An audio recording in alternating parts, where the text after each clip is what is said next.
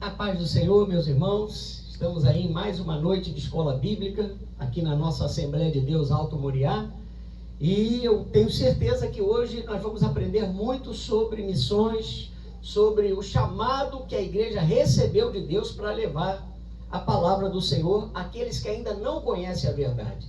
Então, na semana passada, nós tivemos a lição 1, o chamado aos gentios, e hoje na lição de número 2, nós vamos falar sobre a porta da fé se abre entre os gentios. Então eu convido você a estar com o seu material, a sua revistinha, com a sua Bíblia em mãos, para que você possa acompanhar comigo. A lição de número 2, vamos então ao texto áureo, diz assim: porque o Senhor assim nolo mandou, eu te pus para a luz dos gentios, para que sejas de salvação até aos confins da terra. Então, irmãos, é importante nós lembrarmos que até Atos capítulo 12, a Bíblia nos mostra o apóstolo Pedro sendo o líder da igreja de Jerusalém.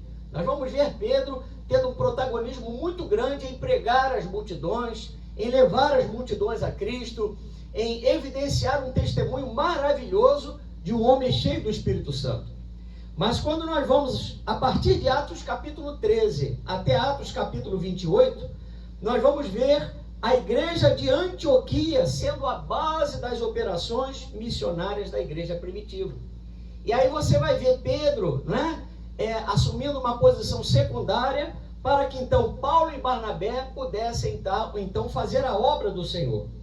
Por isso, quando a Bíblia fala da igreja de Antioquia, ela nos mostra uma igreja organizada, irmãos. Uma igreja que se submetia aos profetas e mestres daquela congregação, que naquele tempo era formada pelos crentes que haviam fugido da igreja, que haviam fugido da perseguição à igreja de Jerusalém. Então essa igreja era uma igreja assim muito especial. Entre os líderes dessa igreja estavam Barnabé, Simeão, estavam Lúcio de Cirene, Manaém e Paulo, que era judeu.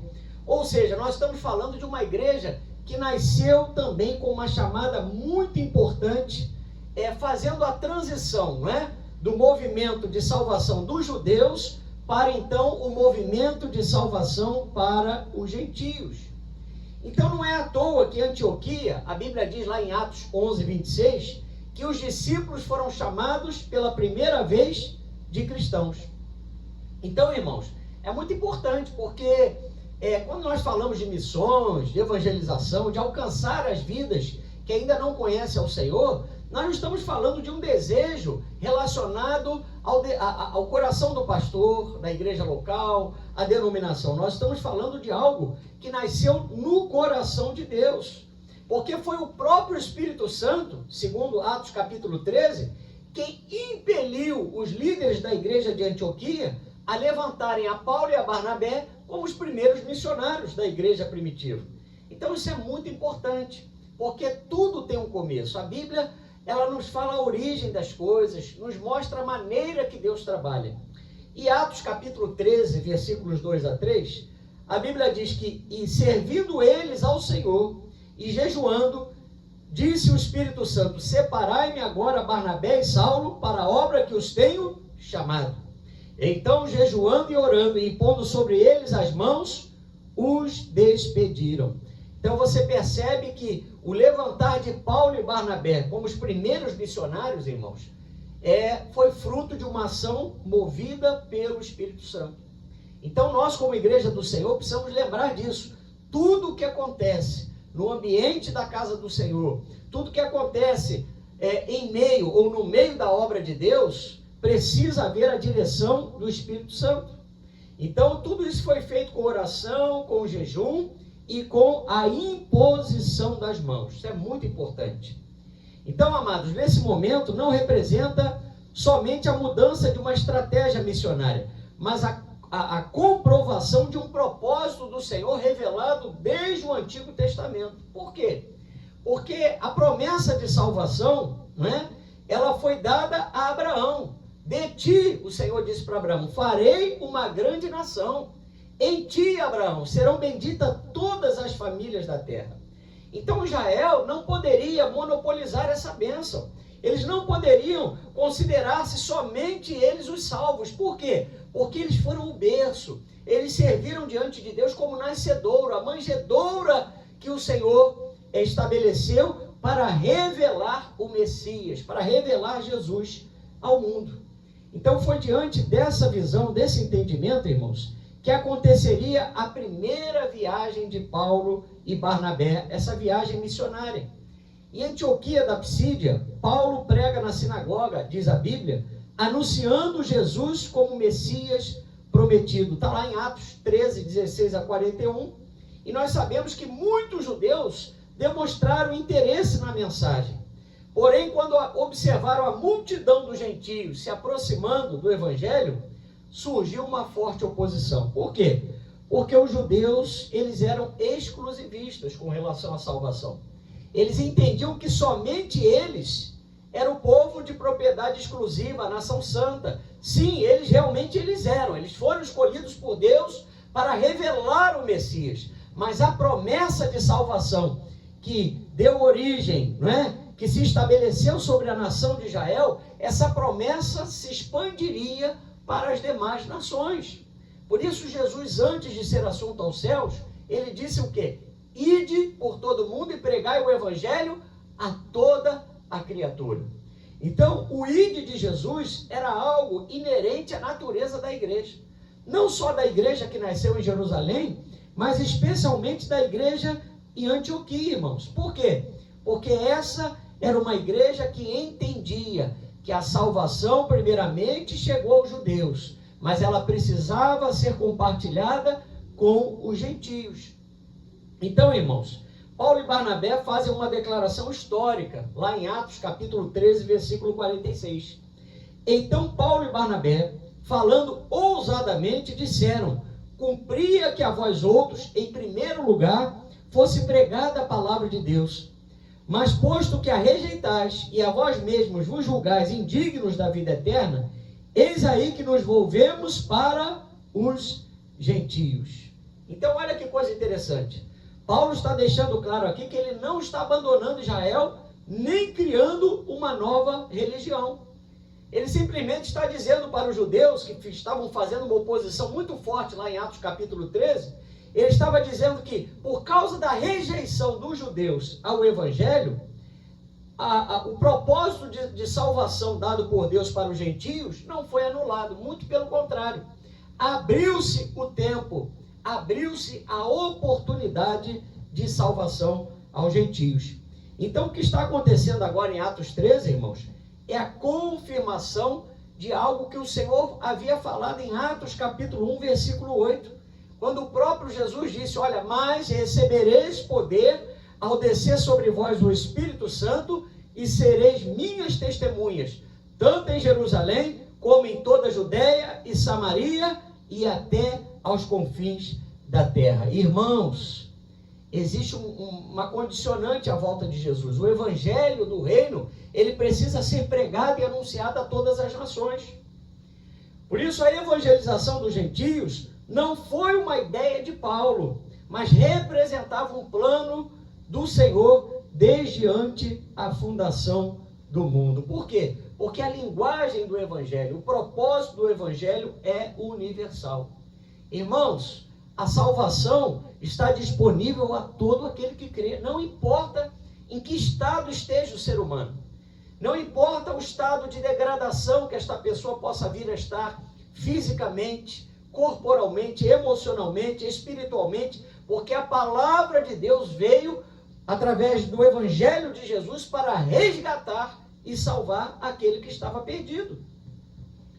Então, meus irmãos, Atos 13, 47 nos diz que porque o Senhor assim nolo determinou, eu te constituí para a luz dos gentios, a fim de que sejas para a salvação até aos confins da terra. Então, meus irmãos, Israel precisava entender que não havia da parte de Deus um exclusivismo religioso para eles, porque a salvação em Cristo, ela transcende culturas, transcende etnias, idiomas, nacionalidades. A cruz de Jesus, ela reúne pessoas de todas as nações em um só povo, que é a igreja. O que é a igreja? É a multidão daqueles que foram chamados para fora do mundo. Então hoje nós fazemos parte da igreja. Hoje nós fazemos parte do corpo de Cristo sobre a face da terra. E nós não podemos perder a visão e a nossa identidade missionária, irmãos. Os judeus que rejeitaram a mensagem de Jesus imaginavam estar bloqueando o avanço do evangelho, mas na verdade eles estavam aproximando ainda mais o evangelho dos gentios. Por quê? Porque pela incredulidade dos judeus abriu-se o tempo da oportunidade dos gentios. Então é muito importante, irmãos. Era isso que os judeus precisavam entender. Embora a lei representasse o único conceito de justiça que eles tivessem conhecido desde o deserto até a chegada de Jesus, irmãos, essa lei conduziria a nação de Israel até a pessoa de Jesus. Os escritos dos profetas, não é? A própria lei, os salmos, tudo isso, especialmente os salmos messiânicos, apontavam para a manifestação de um Messias, do Jesus, do Cristo, do ungido de Deus, que verdadeiramente aproximaria o homem do Criador, o homem do próprio Deus, do próprio Senhor, do Pai. Isso tudo só poderia acontecer mediante a fé. Por quê? Porque a justiça de Deus só alcança o homem através da fé. Eu gostaria que você abrisse comigo Romanos, capítulo 3, versículos 9 a 11, primeiramente. Romanos, capítulo 3, versículos 9 a 11. A Bíblia diz assim: então será que nós, os judeus, estamos em melhor situação que os não-judeus? De modo nenhum. Já mostrei que todos, judeus e não-judeus, estão debaixo do poder do pecado. Como dizem as Escrituras Sagradas, não há uma só pessoa que faça o que é certo. Não há ninguém que tenha juízo, não há ninguém que adore a Deus. Agora vamos ler do versículo 19 ao 24. Nós sabemos que tudo o que a lei diz é dito para os que vivem debaixo da lei. Isso a fim de que todos parem de se justificar e a fim de que todas as pessoas do mundo fiquem debaixo do julgamento de Deus. Versículo de número 20. Pois ninguém é aceito por Deus por fazer o que a lei manda, porque a lei faz com que as pessoas saibam que são pecadoras.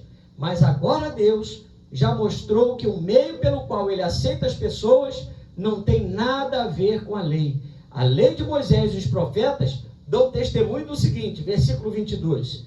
Deus aceita as pessoas por meio da fé que elas têm em Jesus Cristo. É assim que ele trata todos que creem, pois não existe nenhuma diferença entre as pessoas. Então, amados, diante de Deus, a Bíblia diz que todos carecem da glória de Deus. Nós nascemos destituídos da glória, da graça de Deus. Então, Jesus veio exatamente para quê? Para anunciar uma mensagem onde o homem, onde nós, os que cremos, fomos religados com Jesus. Essa é a verdade.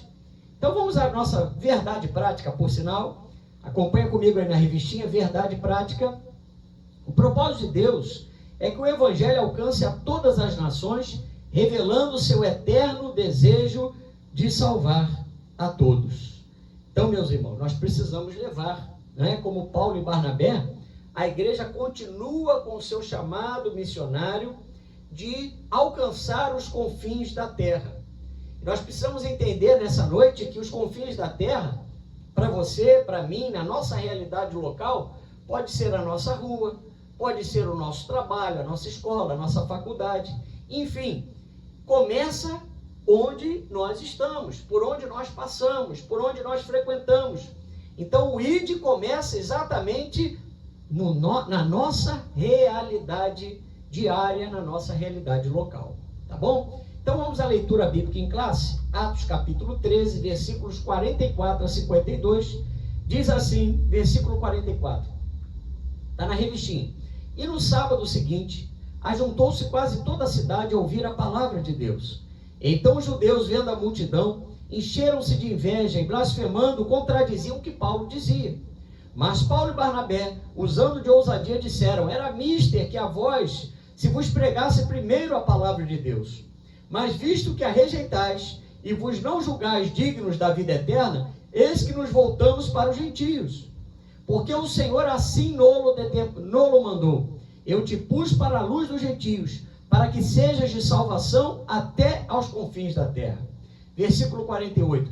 E os gentios, ouvindo isto, alegraram-se e glorificaram a palavra do Senhor, e creram todos quantos estavam ordenados para a vida eterna. E a palavra do Senhor se divulgava por toda aquela província. Mas os judeus incitaram algumas mulheres religiosas e honestas, e os principais da cidade, e levantaram perseguição contra Paulo e Barnabé, e os lançaram fora dos seus limites. Sacudindo, porém, contra eles o pó dos pés, partiram para Icônio, e os discípulos estavam cheios de alegria e do Espírito Santo. Irmãos, o impacto da mensagem pregada por Paulo nesse momento foi um impacto extraordinário. A Bíblia fala que quase toda a cidade, ou seja, isso mostra uma repercussão pública do Evangelho. Todos ali ouviram a palavra e muitos foram alcançados por essa palavra. O interesse, irmãos, não estava apenas restrito aos frequentadores das sinagogas, ou dessa sinagoga, melhor dizendo, mas alcançava também outros setores da população que não era judia. Por quê? Porque a pregação naquele momento estava era para alcançar tanto os judeus, mas especialmente os gentios. Por isso o destaque desse texto não está no pregador, mas na palavra de Deus. Quando o evangelho, irmãos, ele é anunciado com fidelidade, ele desperta interesse, ele confronta consciências e produz impacto além dos limites da igreja local.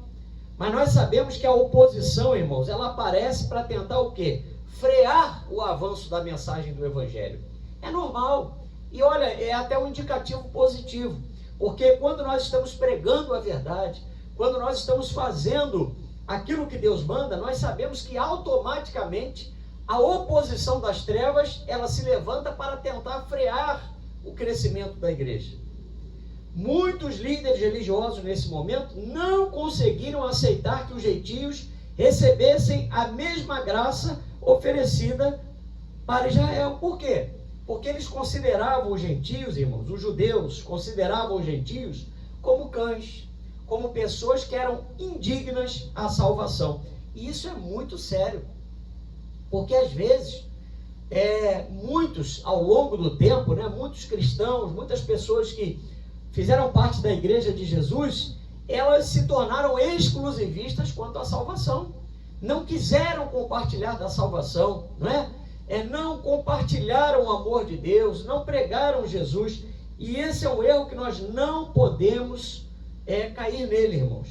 Naquele tempo, por exemplo, um judeu não poderia entrar na casa de um gentio para ter qualquer contato social. Por quê? Porque para eles os gentios eram focos de contaminação. Eles se achavam tão justos diante de Deus que eles se fechavam. Eles se resguardavam de qualquer contato com os gentios. Eles não se sentavam para comer com gentios, e nem era comum um judeu ajudar quem não fosse judeu. Irmãos, infelizmente, Israel perdeu de vista o seu chamado missionário. O chamado que eles haviam recebido de Deus para revelar o Messias ao mundo. Isaías 49, versículo 6, declara que a Israel foi dada como luz para os gentios, para seres a salvação do Senhor até as extremidades da terra. Então, meus irmãos, ao rejeitarem o evangelho, aqueles líderes judeus demonstravam não estar dispostos a receber a vida eterna. Por quê? Porque a vida eterna, o verdadeiro caminho da salvação, passava e continua passando por Jesus. Por isso, diante dessa mensagem de salvação, Atos 13:48 diz que os gentios, ouvindo isto, alegraram-se e glorificaram a palavra do Senhor. E creram todos quantos estavam ordenados para a vida eterna. Ou seja, os gentios se alegraram com a palavra.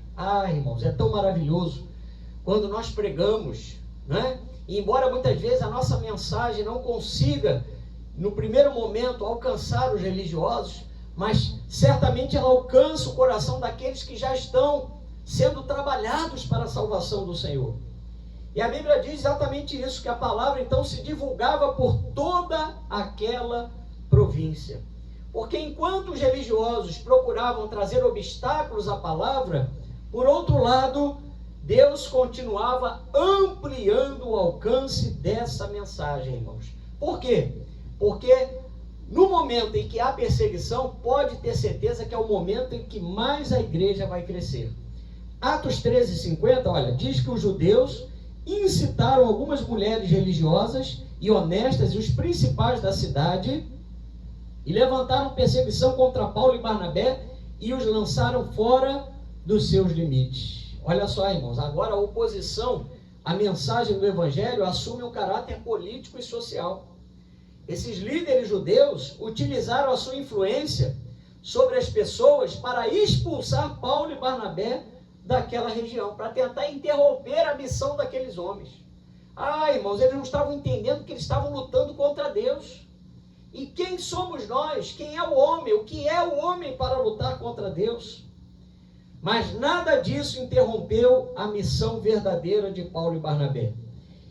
A perseguição, irmãos, apenas deslocou esses missionários para os novos campos.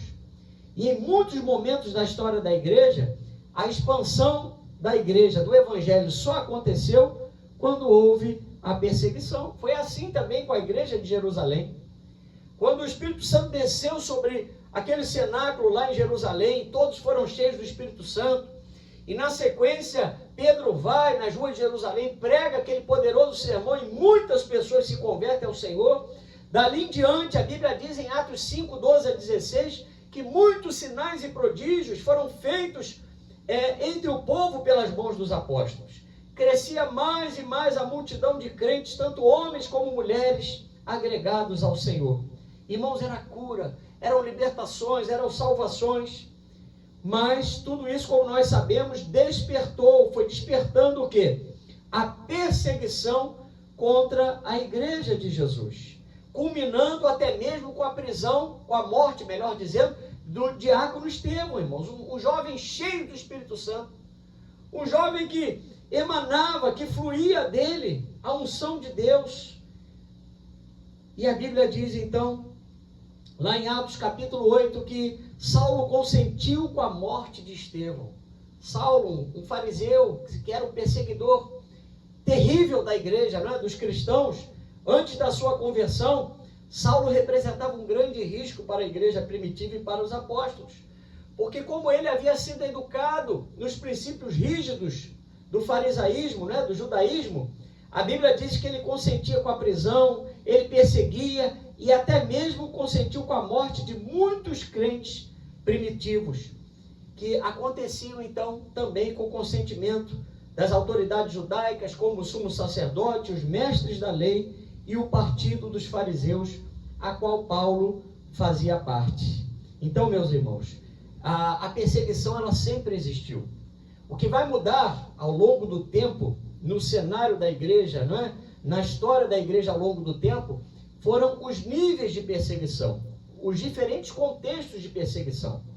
Lá em Atos capítulo 8, versículo 3, você vai ver, por exemplo, que Saulo, antes da sua conversão, a Bíblia diz que ele assolava a igreja, entrando pelas casas e arrastando homens e mulheres, encerrava-os no cárcere.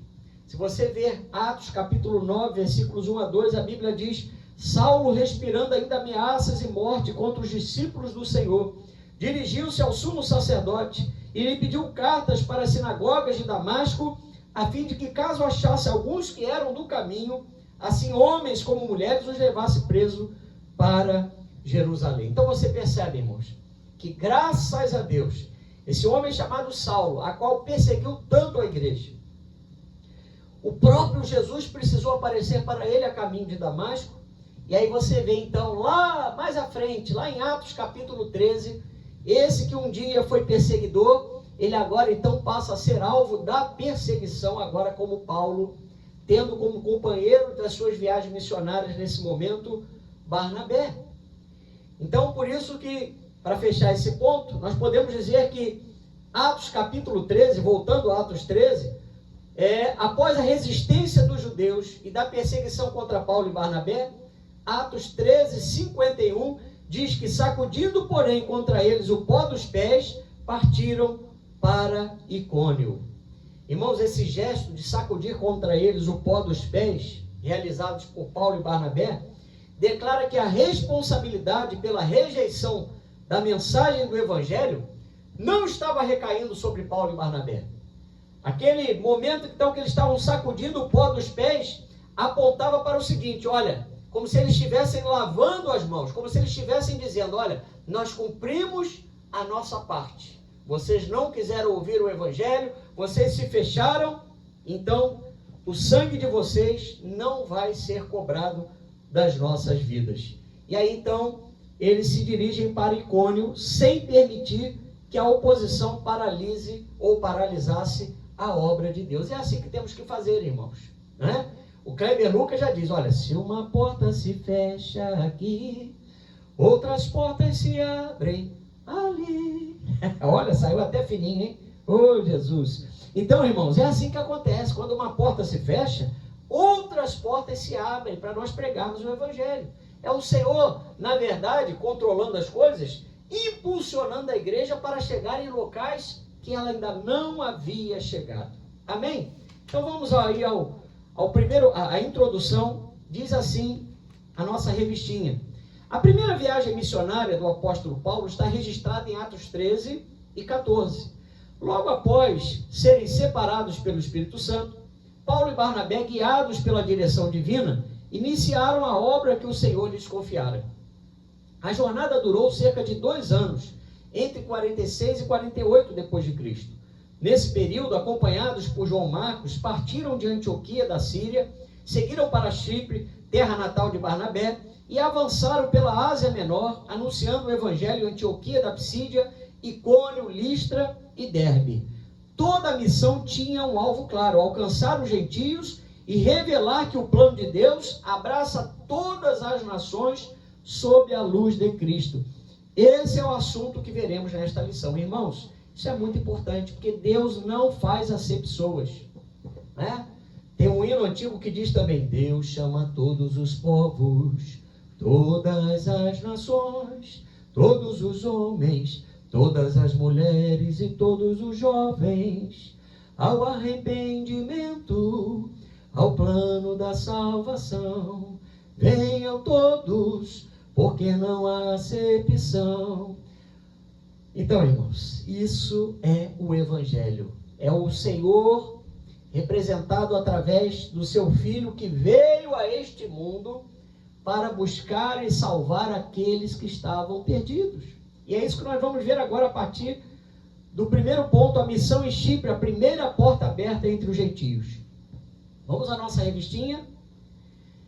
O envio missionário, o avanço da palavra. Conduzidos pelo Espírito Santo, Paulo e Barnabé partiram de Antioquia, desceram a Seleucia e navegaram rumo a Chipre, terra natal de Barnabé, e já evangelizada pelos helenistas. Vamos lá em Atos 11, 19. Vamos abrir a nossa Bíblia em Atos 11, 19.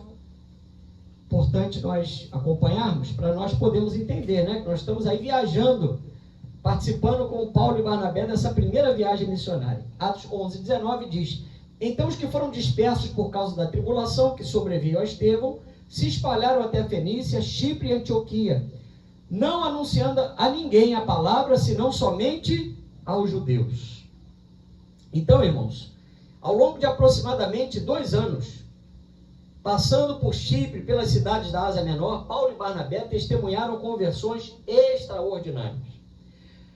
Oposição intensa, perseguições violentas e milagres que confirmavam a ação divina. Então a escolha de Chipre também possuía um grande significado missionário, porque era a terra natal de Barnabé. Essa ilha representava uma porta natural para o avanço do evangelho entre os gentios. Além disso, irmãos, judeus dispersos após a perseguição que se seguiu à morte de Estevão, já haviam levado a mensagem da fé até aquela região, nos mostrando que muitas vezes, irmãos, Deus prepara o terreno antes de enviar os obreiros. Isso é muito importante. Às vezes Deus vai criando as condições necessárias em determinados locais do mundo para que o evangelho possa chegar. Mas uma coisa é fato, o crescimento do reino raramente acontece de forma instantânea, irmãos. Normalmente, o crescimento do reino, ele resulta de uma sequência de testemunhos, de orações, de semeaduras realizadas por diferentes servos de Deus ao longo do tempo. Isso é muito importante. Então, o reino de Deus, ele avança por meio de relacionamentos e formação de novos obreiros, irmãos. Então, nós precisamos entender isso, nós precisamos discipular, porque à medida que fizermos novos discípulos, a verdadeira mensagem do Evangelho vai alcançar lugares, vai alcançar pessoas, vai alcançar regiões, não é? vai alcançar famílias, enfim, vai alcançar lugares que até então a igreja não havia alcançado. E às vezes o Evangelho vai chegar num país através de uma só pessoa. Ele pode chegar numa aldeia, ao invés de chegar por muitos, ele pode chegar por um.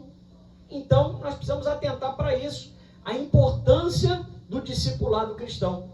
Por quê? Porque a obra missionária não é construída por líderes isolados. Irmãos, a igreja não foi chamada para estar totalmente afastada do mundo, no sentido de não ir para pregar. Nós não fomos chamados como eremitas. Nós não fomos chamados à clausura. Nós fomos chamados a nos encher de Deus para ir ao mundo e pregar o Evangelho, cumprir o ídolo de Jesus. É por isso que Lucas destaca através de Atos que o verdadeiro protagonista do Evangelho e da sua expansão não é Paulo, nem Barnabé, nem João Marcos, mas a própria palavra de Deus. Por quê? Porque quando a palavra é anunciada, a própria palavra de Deus cresce, se multiplica. Quando a igreja permanece fiel à palavra e sensível ao Espírito Santo, novas portas se abrem. Irmãos, o que Deus quer de nós é o seguinte, que nós façamos apenas a nossa parte.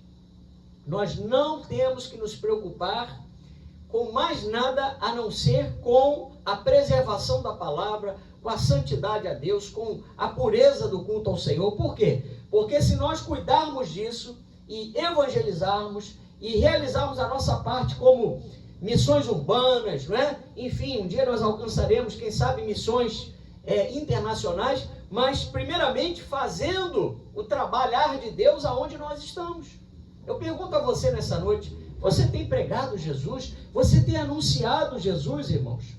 Porque essa continua sendo a grande necessidade da igreja contemporânea. Amém? Os tempos mudaram, mas o Evangelho de Jesus não mudou. Amém? Então vamos seguir na nossa revistinha.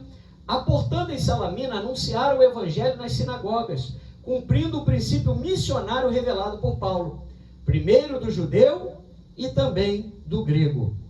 Acompanhados por João Marcos, seu cooperador, avançaram pela ilha até Pafos.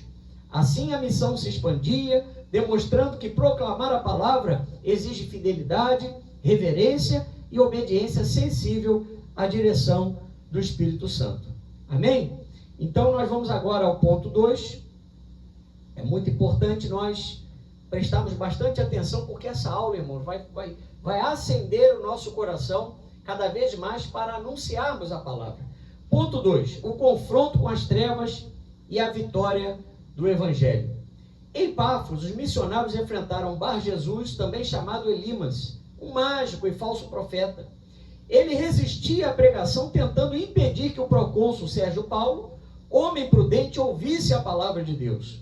Cheio do Espírito Santo, Paulo repreendeu com autoridade, declarando o juízo divino.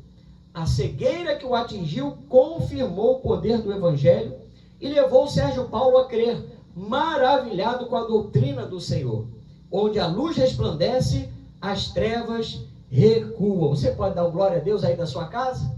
Glória a Deus. Então, meus irmãos, esse texto de Atos 13, versículos 6 a 8, nos fala então que na cidade de Pafos, Paulo e Barnabé encontraram um falso profeta chamado Bar-Jesus, ou Elimas, que exercia uma grande influência sobre o governador romano. O procônsul Sérgio Paulo era um homem, irmãos, inteligente, e ele desejava ouvir a palavra de Deus. Porém, a Bíblia diz que Elimas tentou impedir sua conversão, opondo-se à pregação. Mas o próprio Deus intervém nessa história, conforme nós aqui explicamos.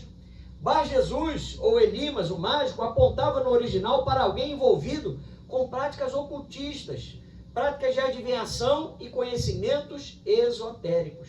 E nós temos que tomar cuidado, irmãos, porque essa história, ela já é antiga, não é? muitas vezes as pessoas querendo tomar decisões, né? Para tomar decisões, para antecipar fatos da sua vida, elas recorrem a ambientes espirituais em que Deus não se manifesta. Porque Deus se manifesta através do seu Espírito e Deus se manifesta através da sua palavra. Mas nesse contexto aqui, lá no mundo greco-romano, os considerados sábios ou conselheiros espirituais, como Elimas, eles então eram usados como conselheiros, como pessoas que estavam ali aptas a falar sobre contextos futuros sobre a vida das pessoas. Mas eu quero dizer para você aqui nessa noite, quero lembrar para todos nós que a Bíblia condena toda forma de adivinhação, toda forma de ocultismo e toda forma de esoterismo.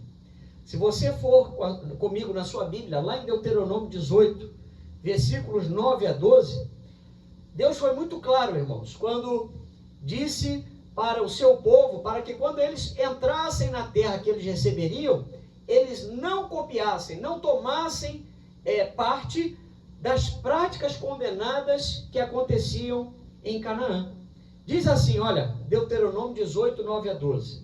Quando entrares na terra que o Senhor teu Deus te der, não aprenderás a fazer conforme as abominações daqueles povos.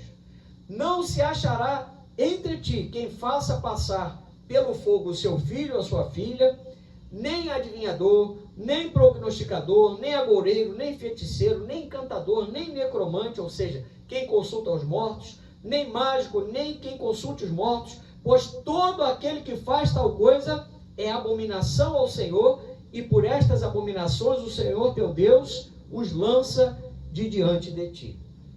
Então, irmãos, o espírito que estava usando esse mágico, o Elimas, não é? Era um espírito de confusão, era um espírito de adivinhação, era um espírito que não glorificava a Deus. Por isso, Elimas não atacou diretamente a Paulo ou Barnabé. Seu objetivo era impedir que Sérgio Paulo ouvisse da palavra de Deus. Essa estratégia continua sendo uma das principais ações do inimigo, irmãos. Impedir o quê? Que a palavra chegue ao nosso coração. Você já percebeu como é que o inimigo faz de tudo para te impedir de chegar ao conhecimento da palavra? Ele se levanta para bagunçar o teu dia, para você não estar na escola bíblica. Ele coloca sono, ele coloca cansaço para você não ler a Bíblia, para você não meditar na palavra. Olha, tudo que é possível para impedir a verdade de Deus alcançar o seu coração, ele vai fazer. Porque Satanás sabe que a fé brota no nosso coração quando nós ouvimos a mensagem de Jesus. Então esse conflito aqui em Pafos nos lembra que a evangelização não é apenas uma atividade humana, irmãos. Ela ocorre em meio a uma batalha espiritual.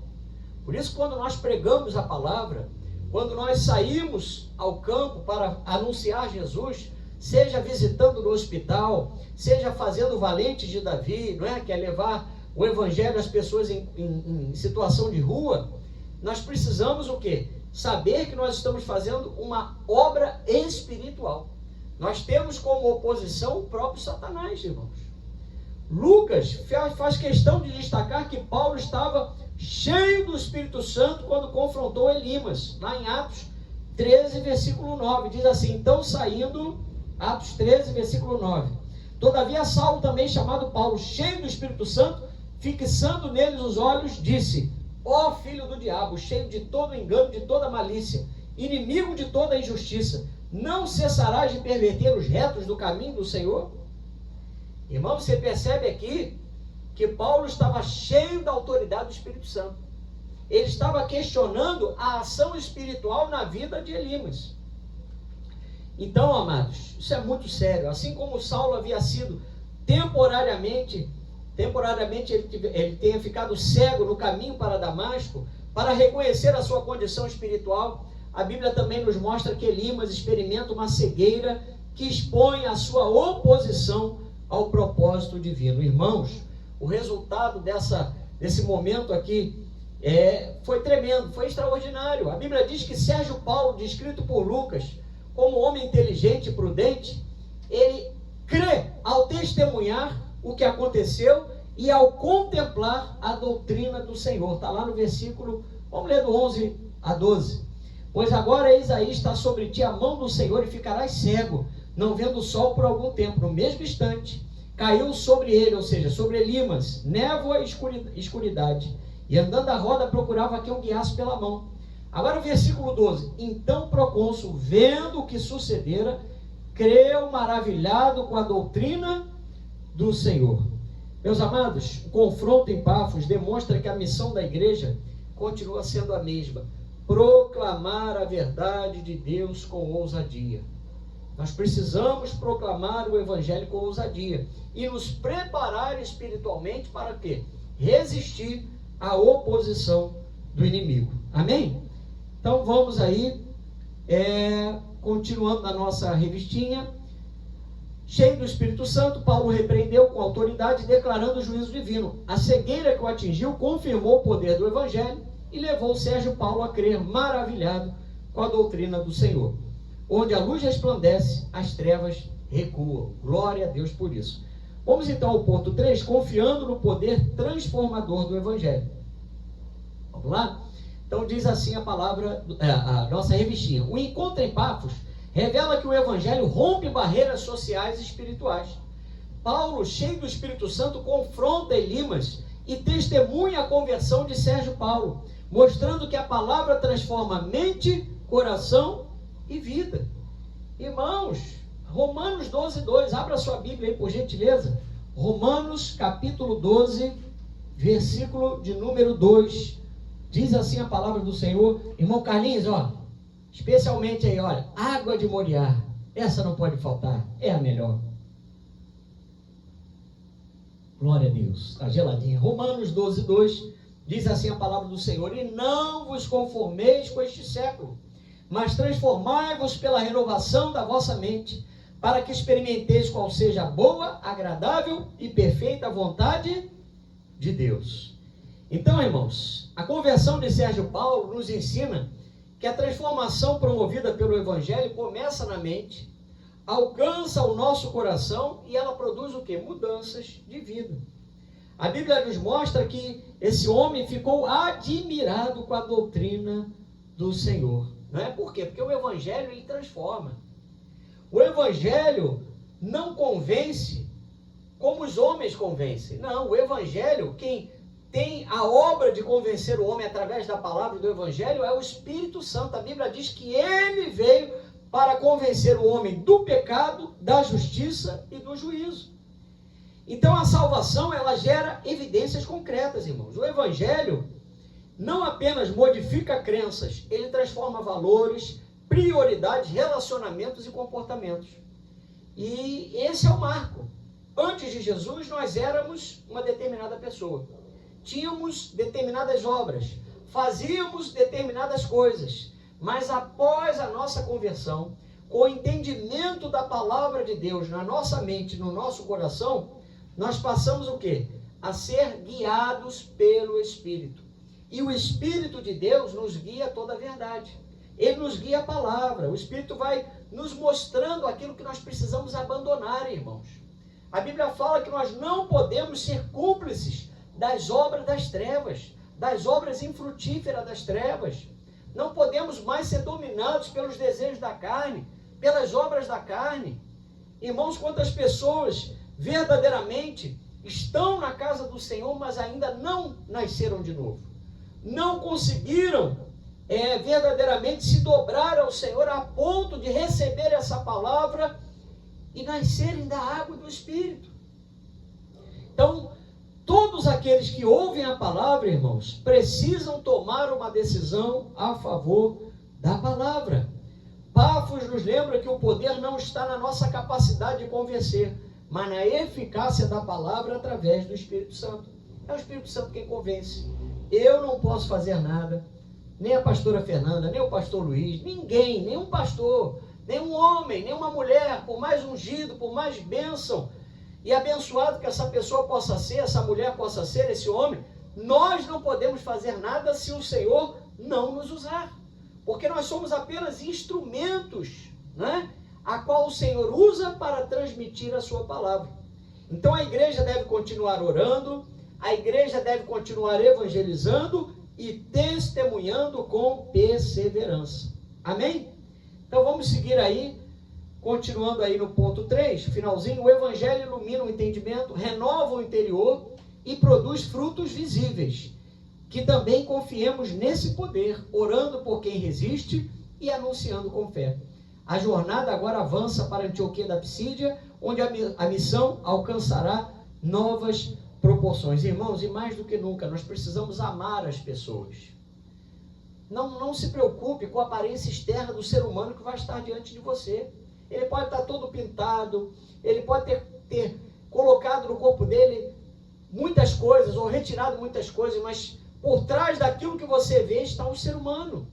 Está um homem que está tão carente de Deus quanto nós. Precisamos de Jesus também. Então nós precisamos permitir que o amor de Deus alcance o nosso coração de uma forma completa, a ponto de nos levar a pregar o Evangelho. Então vamos ao ponto 2, a missão em Antioquia da Psídia, o Evangelho que ilumina. Ponto 1, a exposição apostólica que revela Cristo nas Escrituras. Tá? Então vamos lá. Levantando-se na sinagoga, Paulo dirige-se a judeus e gentios tementes a Deus e percorre a história de Israel para revelar que tudo aponta para Cristo. Recorda os juízes de Saul, apresenta Jesus como descendente de Davi, afirma que João preparou seu caminho, que a cruz cumpriu as profecias e que a ressurreição foi confirmada por testemunhas e pelas Escrituras. Proclama a justificação pela fé e a salvação a quem crê. Deixa eu comentar, irmãos. Esse discurso de Paulo, em Atos capítulo 13, do 16 ao 43, é o primeiro sermão completo de Paulo, preservado por Lucas. E esse sermão, essa pregação, é considerada uma das mais importantes exposições de Jesus no Novo Testamento. Sobre Jesus, no Novo Testamento. Por quê? Porque Paulo demonstra que todos os atos de Deus ao longo dos séculos vão convergir para a pessoa e para a obra de Jesus. É como se Paulo, então, ele reinterpretasse, ou melhor, interpretasse a lei que os judeus conheciam, fazendo eles entenderem que essa lei apontava para Cristo, que essa lei serviu como aio, como guia, para que os judeus, então, reconhecessem Jesus como Messias. O próprio Paulo, e a própria Bíblia nos mostra que Cristo é o centro da palavra, Cristo é o centro da Bíblia.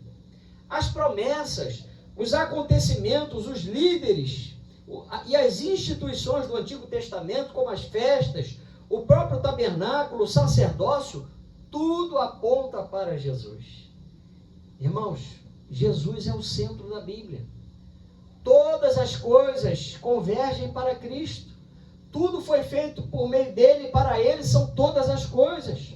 Colossenses 1, 26 a 27 diz que o mistério que estava oculto dos séculos e das gerações, agora todavia se manifestou aos seus santos, aos quais Deus quis dar a conhecer qual seja a riqueza da glória deste ministério entre os gentios. Isto é, Cristo em vós, a esperança da glória. Você já parou para pensar, irmãos, que por amor à sua vida, por amor à minha vida, Jesus deixou a sua glória, se revestiu como homem, se revestiu de carne, para sofrer em nosso lugar, para que nós tivéssemos a vida eterna, para que alcançássemos, através dele, a vida eterna?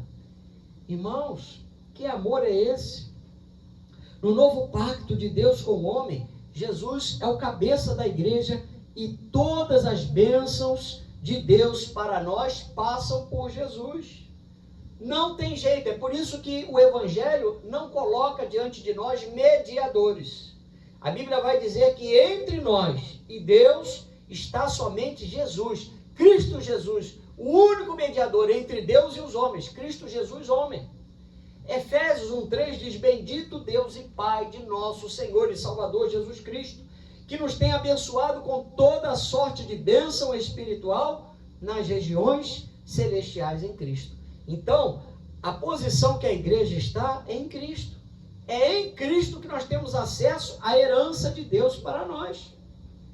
Então, meus irmãos, Como poderia os judeus não entenderem que a lei que foi dada para eles apontava para Cristo, não é? Então, nós precisamos lembrar disso. A palavra de Deus nos conduz naturalmente. É naturalmente, tanto o Antigo como o Novo Testamento, a pessoa e a obra de Jesus. Por isso, a reação dos ouvintes a essas verdades revela o poder transformador da palavra quando Cristo é apresentado com fidelidade.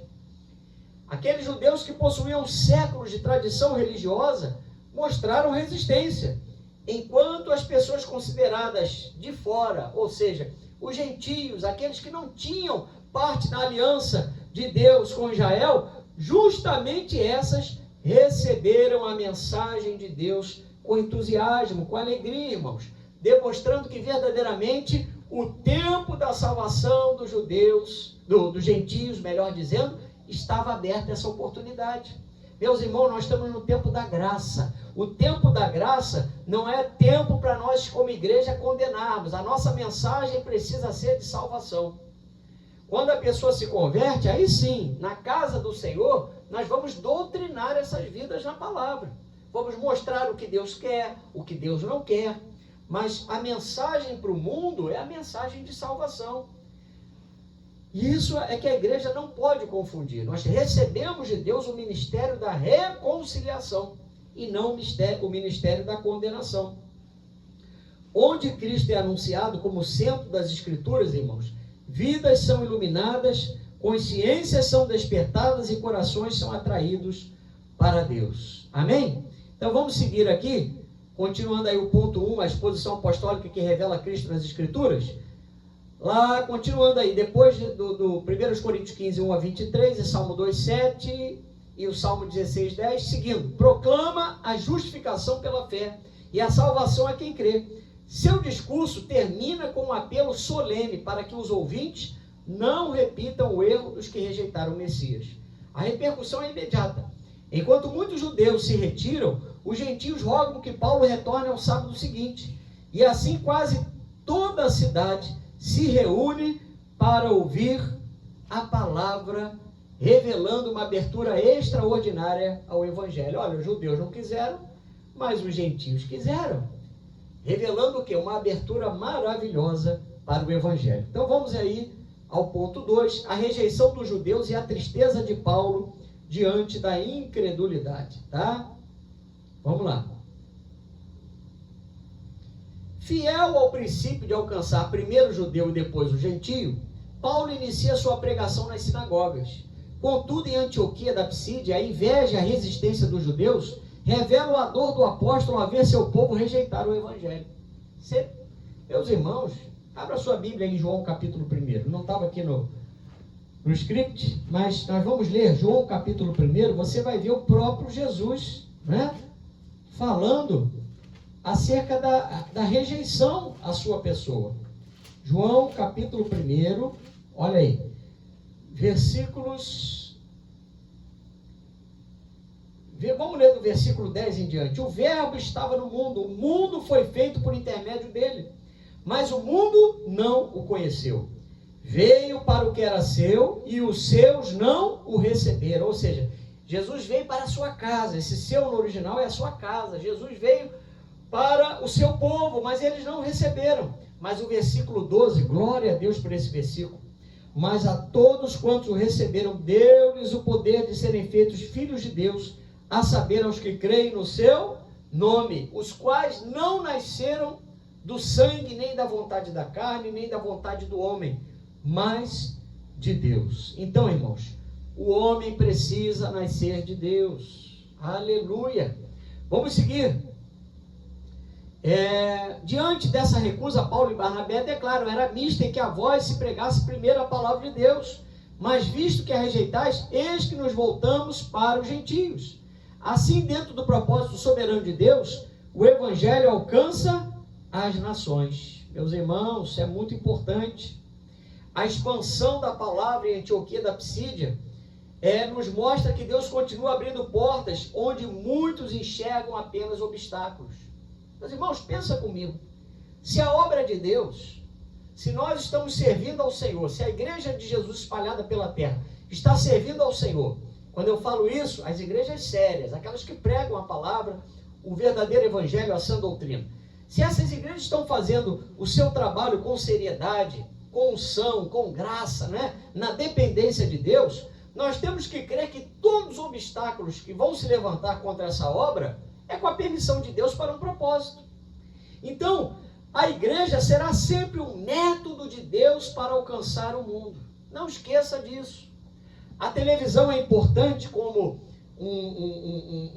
vamos dizer assim, uma voz que anuncia o evangelho? Sim. A internet é importante? Sim. A rádio é importante? Também. Mas nada substitui o conceito primário de que discípulo gera discípulo. É a igreja quem precisa ir ao mundo evangelizar, porque nós somos os seus instrumentos. Por mais que a internet tenha a sua eficácia, por mais que a televisão alcance muitos lares, muitas famílias, os programas evangélicos, irmãos, não há como substituir o contato humano, porque existem coisas que Deus quer fazer usando as nossas mãos, existem coisas que Deus quer fazer olhando através dos nossos olhos, falando através dos nossos lábios, tocando o próximo através das nossas mãos. É por isso que quando um pecador, a Bíblia diz, quando um pecador ouve a palavra e se arrepende, há festa no céu, há alegria no céu. Você nunca vai ver a Bíblia dizendo que os anjos se alegram pelas curas ou pelas libertações, mas a Bíblia vai dizer que há festa no céu quando o pecador se arrepende, ou quando há arrependimento para a salvação. Está lá em Lucas 15:10. Jesus falou: eu vos afirmo que de igual modo há júbilo diante dos anjos de Deus por um pecador que se arrepende. Olha, quando alguém aceita Jesus, quando alguém se converte de verdade aqui na terra, irmãos, essa mensagem, esse vínculo espiritual que é feito ali, essa aliança com Deus que é feita, isso é notícia, isso se torna em proclamação lá nos céus, a ponto dos anjos se alegrarem pelo pecador que se arrependeu. Então, meus amados, o povo de Deus é chamado a proclamar o evangelho com coragem e na dependência do Espírito Santo. A história de Antioquia nos lembra que o Senhor continua a conduzir sua obra entre os povos. Quando a sua igreja, a igreja de Jesus, permanece sensível à direção de Deus, novas portas se abrem, vidas são transformadas e a luz de Cristo continua alcançando lugares onde as trevas reinavam. Aleluia! E é essa missão, irmãos, que seguiu adiante em Icônio, em Listra e Derbe. Por quê? Porque muitos gentios precisavam ser alcançados pelo Evangelho. Aleluia! Glória a Deus! Então vamos seguir aí o ponto 3. A porta da fé aberta aos gentios pela graça de Deus. Atos 13, 46 a 49. Seguindo aí na nossa revistinha, ao rejeitarem a mensagem, muitos judeus se tornaram indignos da vida eterna. Não por um decreto arbitrário, mas pela resistência voluntária ao Evangelho. Porque, irmãos, Deus deu ao homem a capacidade para obedecê-lo. Todos nós recebemos de Deus a capacidade para dizer sim para o Evangelho, se nós quisermos. Existe, Deus nos deu essa liberdade de escolha, né? Deus colocou diante de nós a vida e a morte, a bênção e a maldição, e Ele nos pede para que nós escolhamos a vida para que nós venhamos a viver. Essa é a mensagem que nós anunciamos, não é? Deixem os vícios, deixem o caminho de morte, deixem a prostituição, deixem a mentira, o adultério, as obras da carne. Por quê? Porque Jesus tem poder para transformar a vida de qualquer pessoa, como transformou a minha, como tem transformado a sua. Por quê? Porque todos nós, Romanos capítulo 3 diz que todos nós nascemos destituídos da glória de Deus. Nós nascemos pobres, cegos, nus, nós nascemos sem a visão do mundo espiritual. Mas Jesus veio nos alcançar, irmãos. Aleluia! Continuando na revistinha assim, Paulo volta-se aos gentios que recebem a palavra com alegria e fé sincera. Cumpre-se então o propósito divino anunciado em Isaías. Israel seria a luz para os gentios, e de Israel viria Cristo, a luz para a revelação dos gentios. O texto afirma que creram todos quantos estavam ordenados para a vida eterna. A melhor compreensão, conforme a Bíblia de estudo pentecostal, é todos que estavam dispostos para a vida eterna. É interessante, porque, irmãos, para nós alcançarmos um dia a vida eterna, nós precisamos ter disposição. Você não está paradinho aí, tendo que aprender de Jesus junto comigo? Nós não estamos aqui aprendendo com Jesus? Nós não estamos aprendendo da palavra? Por quê? Porque alcançar o reino de Deus exige um esforço, irmão. Não é fácil. As coisas com Deus, elas precisam da nossa parte o quê? Não só o nosso sim, mas o nosso comprometimento. Eu sempre falo discípulo, eu lembro aos irmãos, a Bíblia diz que o discípulo precisa tomar a sua cruz e seguir após Jesus. Nem sempre o que Jesus nos pede é fácil, irmão, não é. Por quê? Porque a vida do discípulo, a vida do cristão é uma vida de renúncia. Nós precisamos renunciar ao pecado, precisamos renunciar à vontade da carne, à vontade dos olhos, à soberba da vida, que é o orgulho da vida sem Deus. Nós fazemos muitas renúncias, mas graças a Deus que tudo isso, irmãos, é compensado muitas vezes mais, infinitamente mais, pela alegria da salvação que nós recebemos. Porque nada pode se comparar a você estar na presença do Senhor, nada se compara a você estar na casa do Senhor. Quão amáveis são os teus tabernáculos, Senhor dos exércitos.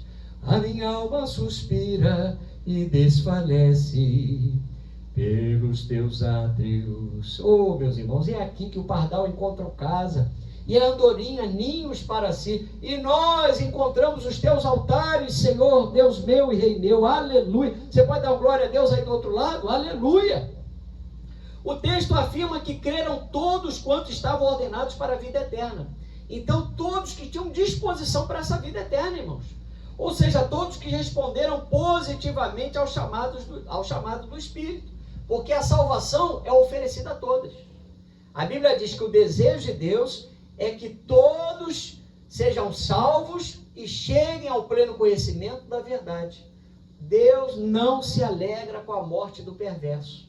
Eu sempre falo isso nas minhas aulas, nas minhas explanações, nas minhas oportunidades. Eu sempre falo que se tiver um tiroteio, se tiver lá um confronto, normalmente morre uma pessoa de bem e praticamente é certo que o bandido vai ficar ileso ou não vai morrer, mesmo se tomar um tiro. Por quê? Porque Deus dá chance para os malfeitores, para os homens perversos, de se arrepender antes da morte. E isso é uma verdade, irmão. Nós precisamos entender isso, porque Deus verdadeiramente não se alegra com a morte dos perversos. Muitos gentios acolheram a palavra e tornaram-se testemunhas vivas do poder transformador do Evangelho. Está aí na sua revistinha. Ainda hoje o Senhor abre portas onde menos esperamos. A missão avança quando a igreja responde com fé, discernimento e obediência. Aleluia! Assim como Antioquia da Psídia se tornou lugar de grande colheita, Deus deseja usar cada crente como portador da luz de Cristo. Lembre disso. Nós não somos a luz. Nós não somos a luz. Nós somos portadores da luz. Tinha uma música lá do mundo, né? Que falava, você é luz. Mas não, você não é luz. Jesus é a luz do mundo. E nós refletimos a luz de Deus. Ah, não é isso? Porque muitas pessoas colocam no homem a sua esperança. Muitas pessoas colocam nos pastores, né, nos líderes, o quê? Uma posição que verdadeiramente diante de Deus eles não têm, eles não são. Porque nós não somos a luz. Nós refletimos a luz de Deus, a luz do Evangelho. Nós somos testemunhas de Jesus. Nós somos, não o Cristo, mas nós somos pequenos cristos. Nós somos aqueles que foram chamados para testemunhar, para falar daquilo que vimos e ouvimos a respeito de Jesus. Então, meus amados, a obra, porém, não terminou ali. Agora a jornada missionária se desloca para Icônio, Listra e Derbe, onde novos desafios e milagres revelarão novamente o poder do Evangelho por meio do Espírito Santo.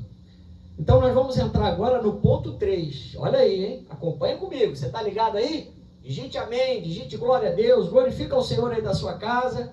Amém? Ponto 3 diz: a missão em Icônio, Listra e Derbe, a fé que persevera. Ponto 1, Icônio, o testemunho ousado que enfrenta oposição. Atos 14, 1 a 7. Em Icônio, Paulo e Barnabé entraram na sinagoga e anunciaram o evangelho com tal convicção que muitos judeus e gregos creram. O Senhor confirmava a palavra com sinais e prodígios, dando testemunho da graça que operava por meio deles. Entretanto, a cidade dividiu-se e uma conspiração surgiu para apedrejá-los. Obedientes à direção do Espírito, os missionários retiraram-se para Listra, não por medo, mas por prudência, preservando-se para continuar a missão. Irmãos, isso é muito importante, porque é claro que em muitos momentos, e eu falo isso de forma lamentando verdadeiramente a morte de muitos missionários, que muitas vezes estão no campo e sofrem perseguição, estão sendo perseguidos, mas de repente sofrem uma emboscada. Infelizmente, esses casos acontecem, são reais, muito sangue ao longo da história já foi derramado por aqueles que se colocaram para levar o evangelho a territórios, a nações e a povos hostis ao evangelho. Mas aqui a palavra de Deus nos mostra um cuidado que eles tiveram diante de uma oposição. Por quê? Porque nós temos que conhecer o tempo de Deus para a nossa vida, meus irmãos. Mesmo diante da crescente oposição, é um comentário meu aqui, a Bíblia diz que Paulo e Barnabé permaneceram por longo tempo em Icônio. Atos afirma que Deus confirmava a mensagem por sua graça, por sinais e prodígios. Em Icônio vemos um equilíbrio bíblico entre ambas as dimensões. Mas com o passar do tempo, irmãos, a Bíblia fala que o Evangelho não apenas consolou, mas também confrontou aquelas pessoas. Porque o Evangelho, ele nos traz esperança, ele nos traz a vida eterna, ele nos aproxima de Deus, né? Ele nos faz pessoas melhores, ele nos faz chefes de família melhores, ele nos dá uma condição de viver melhor a nossa vida. Mas se é uma coisa que o Evangelho tem, é o poder de confrontar. E confrontar o quê? O pecado. Confrontar a desobediência na nossa vida, irmãos. A mensagem de Cristo exige posicionamento, porque ninguém pode permanecer neutro diante da cruz. Ninguém. Porque a cruz é um marco de Deus. A cruz é o divisor de águas para a nossa vida. Quando nós nos identificamos com Jesus, automaticamente nós nos identificamos com a sua morte, ou seja, com o seu sacrifício e também com a sua ressurreição. Por isso a mensagem do batismo é uma mensagem atual, porque nós temos que sepultar o nosso velho homem, assim como Jesus morreu, mas também assim como Jesus ressuscitou, nós voltamos das águas na certeza que nós seremos novas criaturas para o Senhor. Então, quando a conspiração para apedrejá-los se tornou iminente, Paulo e Barnabé decidiram partir para Listra e Derbe, em sinal de discernimento espiritual e não covardia. Meus irmãos, nós temos que saber discernir o que está acontecendo à nossa volta. Às vezes, não é momento de avançar, é momento de você estar fazendo a obra que o Senhor te chamou para fazer onde você está. Nós temos que estar sensíveis à voz do Espírito. Se não é momento de avançar, vamos continuar a fazer o nosso trabalho. Vamos continuar a lançar as bases do Evangelho onde nós estamos, para que nós não venhamos a sofrer uma interrupção do trabalho que o Senhor nos deu.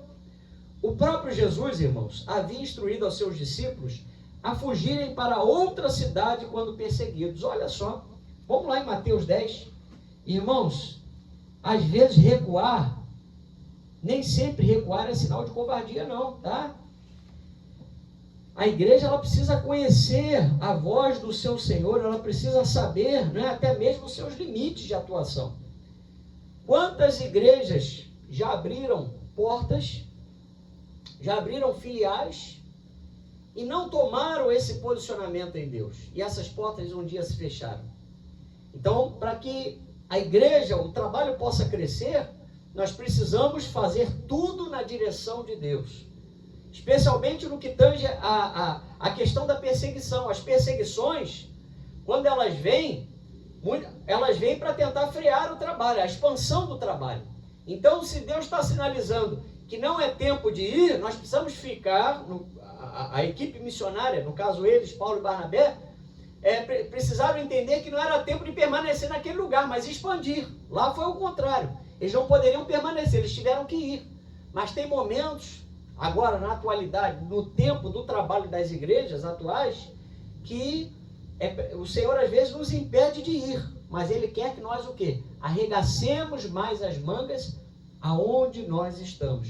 Vamos lá em Mateus 10, 19 a 23, diz assim a palavra do Senhor. E quando vos entregarem, não cuideis em como ou o que haveis de falar, porque naquela hora vos será concedido o que haveis de dizer, visto que não sois vós o que falais, mas o Espírito de vosso Pai é quem fala em vós. Um irmão, diz aí, versículo 21, entregará à morte outro irmão, e o pai ao filho. Filhos haverá que se levantarão contra os primogênitos e os matarão.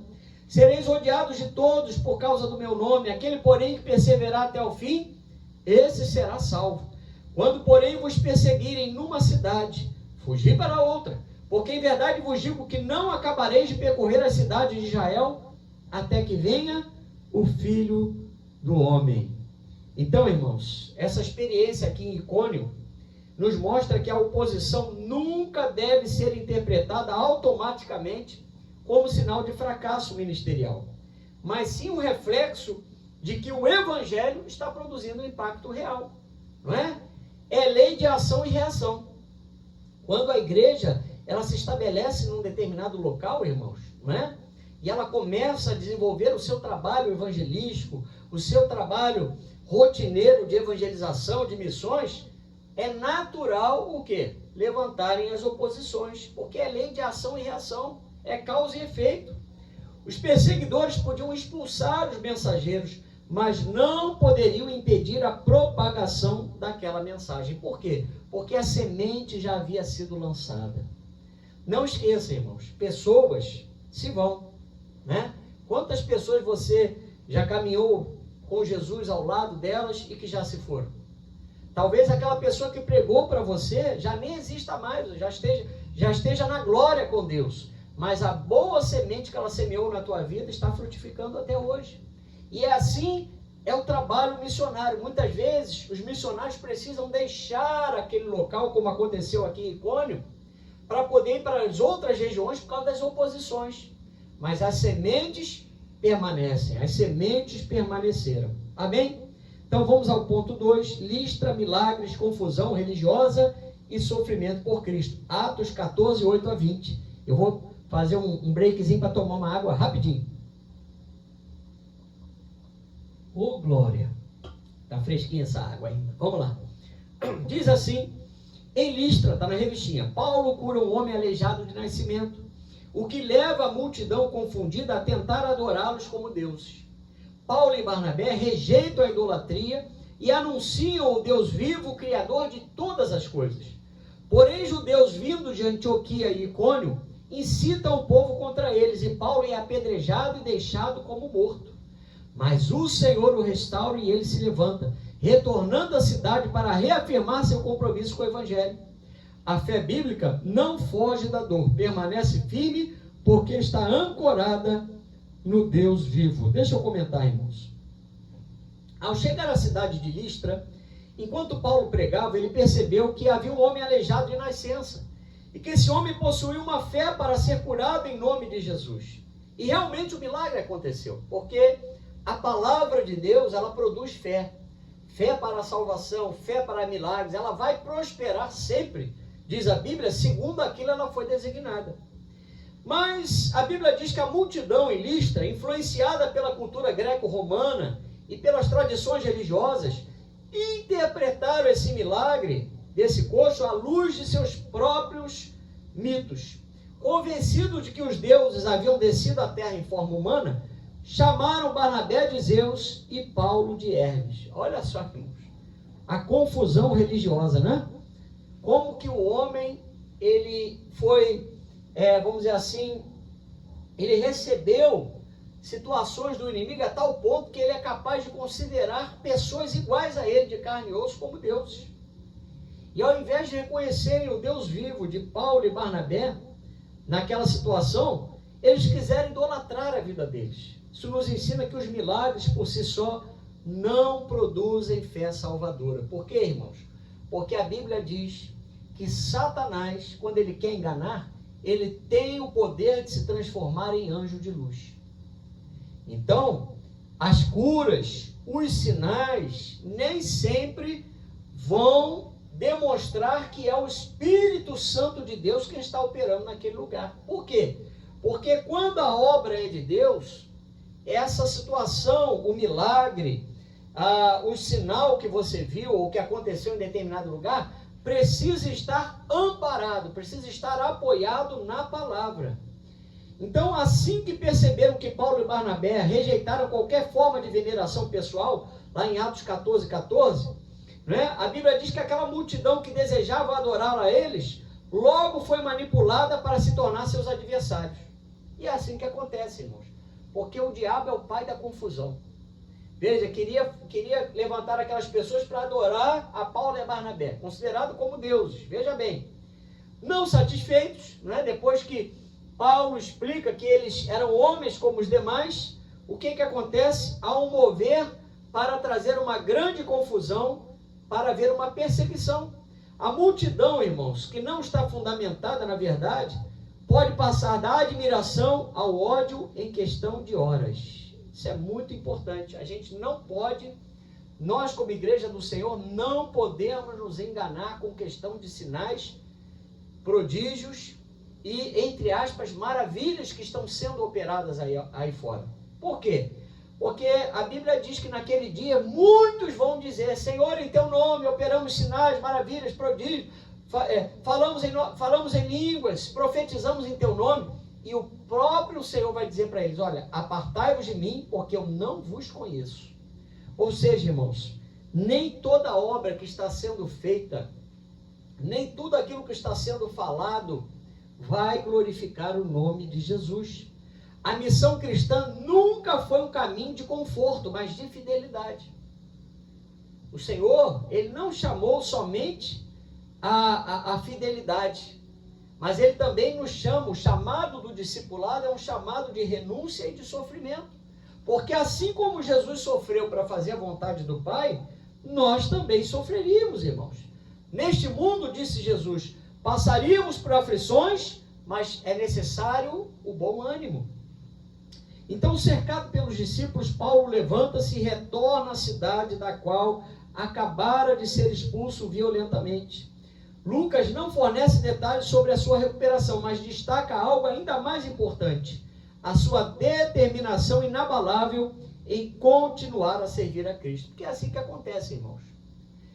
Se nós formos relatar tudo que nós já passamos, né, cada cristão, em especial aqueles que têm o ministério da palavra, ministério de libertação, né, aqueles que estão à frente de obra, se nós formos relatar tudo que nós já passamos por causa do Evangelho, irmãos, claro que nada se compara ao que Jesus passou, né? Porque Jesus, Ele levou todo o nosso pecado, todas as nossas dores, todas as nossas maldições. Mas muitos de nós, né, quase sempre, aqueles que estão fazendo a obra do Senhor dignamente, estão adorando a Deus, estão sendo instrumentos de Deus para outras vidas, irmãos, passam por provações e especialmente por perseguições. E infelizmente, muitas perseguições começam até mesmo dentro da casa do Senhor, por irmãos que perderam a visão do reino de Deus.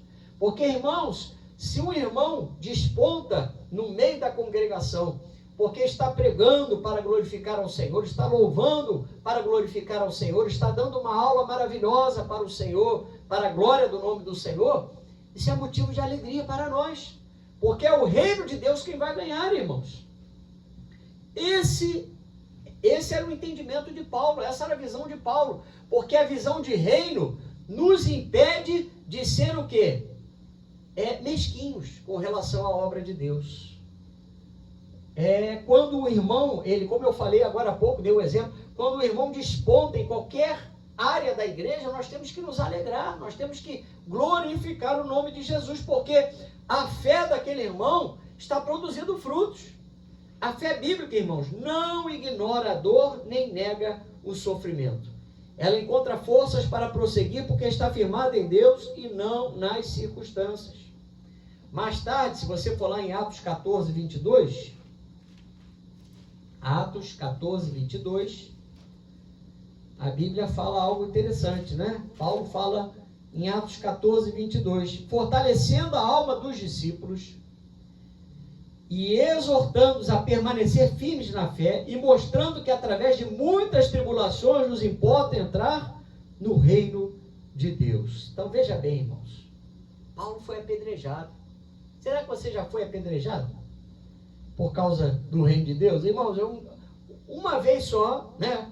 Eu fui esganado assim na roupa, na evangelização no cemitério que nós fazíamos no dia de finados, né, para levar a palavra de Deus e o conforto àqueles que vão lá para fazer orações e rezas àqueles que já morreram, em favor daqueles que já morreram, né?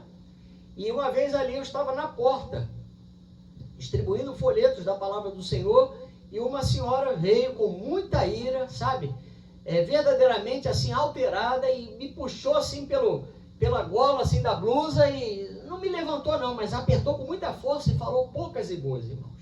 Mas ali, para a honra e glória do Senhor, eu mantive a calma, e alguns outros irmãos que estavam ali à minha volta, né, intercederam, e rapidamente, não demorou muito, aquela senhora se afastou e a coisa voltou ao normal.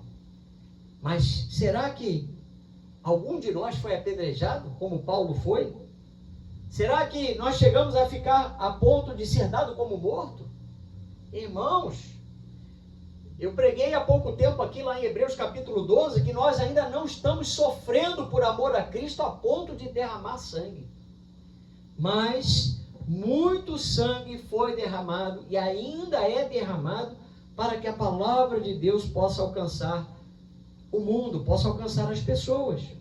Então eu aprendo aqui com a ação missionária de Paulo e Barnabé lá em Listra, que milagres e perseguições podem coexistir na caminhada cristã. Amém? Então isso é muito importante. O mesmo Deus que cura também sustenta os seus servos na adversidade.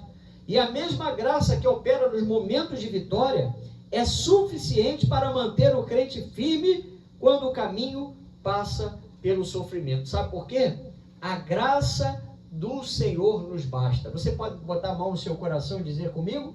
A graça de Deus me basta. Amém? O favor de Deus nos alcança nessa noite, irmãos. É Ele quem nos prepara, é Ele quem nos ajuda, é a graça de Deus quem nos consola, para que continuemos a fazer a obra do Senhor, mesmo debaixo de lutas, mesmo debaixo de situações difíceis, que às vezes nós encontramos para servir ao Senhor. Então vamos ao ponto 2, Listra, milagres, confusão religiosa e sofrimento por amor a Cristo, né? Não, já lemos, agora é o ponto 3, Derbe, frutos que brotam da perseverança, Atos 14, 20 a 21. Em Derbe, o evangelho encontra terreno fértil. Muitos se convertem, novos discípulos são formados. Mesmo após perseguições e sofrimento, Paulo e Barnabé continuam a pregar e edificam uma comunidade forte na fé. A obra missionária prossegue porque suas raízes não estão na comodidade, mas na fidelidade ao chamado de Cristo. Irmãos, e Paulo, né, convenhamos, Paulo ele tinha uma visão realmente de reino muito grande, né? Porque Paulo tinha a seguinte filosofia ministerial: que eu sofra, mas não sofra a obra de Deus, né? Paulo, ele sabia transitar em qualquer ambiente onde ele estava, desde o ambiente mais primoroso, desde o ambiente mais intelectual ao ambiente mais simples, formado por pessoas mais simples. Paulo sabia transmitir a graça de Deus com sabedoria. Ele sabia se fazer fracos para com os fracos, fortes para com os fortes, sábio para com os sábios, inteligente para com os inteligentes, tudo para que o evangelho pudesse o quê? Romper as fronteiras. E assim nós devemos ser, irmãos. Nós não devemos ser conhecidos como crentes chatos, não devemos ser conhecidos como crentes vamos dizer assim, sem paciência. Pelo contrário, a Bíblia diz que os discípulos seriam conhecidos pelo amor. Então a mensagem que o Evangelho tem é uma mensagem de confronto? Sim. É uma mensagem de posicionamento? Sim. É uma mensagem de mudança de vida, de nova vida? Sim. Mas nós precisamos transmitir essa mensagem com a graça de Deus. Lembra do que a Bíblia diz? A lei veio através de Moisés, mas a graça e a verdade vieram através de Jesus. Então a graça, o favor imerecido de Deus e a verdade, que é a palavra, precisam alcançar os corações com fidelidade, com amor e com prudência. Não é? Essa aula, irmãos, é uma aula para nós como igreja termos prudência. Porque muitas vezes nós já temos Satanás como opositor da igreja. Mas muitas vezes nós estamos sofrendo reveses, experimentando ventos desnecessários por conta do nosso próprio posicionamento. Então que nessa noite nós possamos voltar os nossos olhos para a igreja de Antioquia, para a vida de Paulo e Barnabé, para as missões que esses homens realizaram em prol do reino. Vamos ler a conclusão, já estamos encerrando. Então diz assim a conclusão: ao encerrar esse ciclo missionário, os apóstolos retornam às cidades onde haviam sofrido, fortalecendo os discípulos e estabelecendo presbíteros. Olha que coisa interessante, irmãos. O estabelecimento de novos, vamos dizer assim, ajudadores da obra, no caso presbíteros, era um sinal maravilhoso que a obra de Deus havia crescido. Porque os presbíteros eram homens experimentados, eram homens já normalmente mais idosos, mais experientes, para que pudessem então ser conselheiros, ensinadores, doutrinadores dos mais novos na fé. E continua dizendo: depois apresentaram à igreja de Antioquia o relatório que Deus fizera, celebrando que abrira aos gentios a porta da fé. A missão continua, porque a graça conduz, sustenta e abre caminhos onde parecia impossível. Então eu quero terminar a aula de hoje, nós já estamos finalizando, mas antes eu queria fazer uma oração. Porque verdadeiramente, irmãos, quando nós olhamos tudo isso que Paulo e Barnabé passaram, tudo que a igreja primitiva passou, nós precisamos valorizar o tempo presente. Nós precisamos valorizar a obra de Jesus através da sua igreja. Então eu peço a você que nós possamos orar. Fique ligado comigo nesta noite. Pai, em nome de Jesus, Pai, nós queremos nessa noite, ó Deus, mais uma vez te pedir perdão pelos nossos pecados e falhas. E, ó Deus, te agradecemos, Senhor, pelo privilégio, Pai, de estarmos na tua presença, de estarmos como igreja do Senhor fazendo a tua obra, Pai. Senhor, nós cremos, Pai, que esta palavra é viva, nós cremos que esta palavra é poderosa, Senhor, para transformar, para alcançar, ó Deus, pessoas, lugares, Pai, países, nações, povos, Pai, que ainda necessitam, Senhor, ó Deus, da tua palavra, do toque, da intervenção da tua palavra, do teu Espírito. Por isso, Pai, nós como igreja, Pai, nós te pedimos, usa as nossas vidas, Pai. Usa, Senhor, a Assembleia de Deus Alto Moriá, Pai, como instrumento de Deus para alcançar novas vidas, para alcançar a novos lugares, Pai. Nós cremos, Senhor, nas tuas promessas. Nós cremos que o Senhor tem, ó Deus, separado vidas, Pai, para se converterem através desta igreja, através das nossas mãos, através da nossa voz. Pai, muito obrigado, Senhor, por todos aqueles que estão nos acompanhando até o presente momento, e que a tua palavra, Senhor, possa se cumprir a cada dia sobre nós. Tudo isso, Pai, eu te peço e desde já te agradeço em nome de Jesus. Amém, meus irmãos? Eu convido a você para que você, na próxima quarta, esteja presencialmente na igreja, porque nós vamos continuar a falar desse legado de missões da igreja primitiva, em especial tudo isso que começou através da igreja de Antioquia. Então que Deus abençoe você, que Deus abençoe a tua família, em nome de Jesus.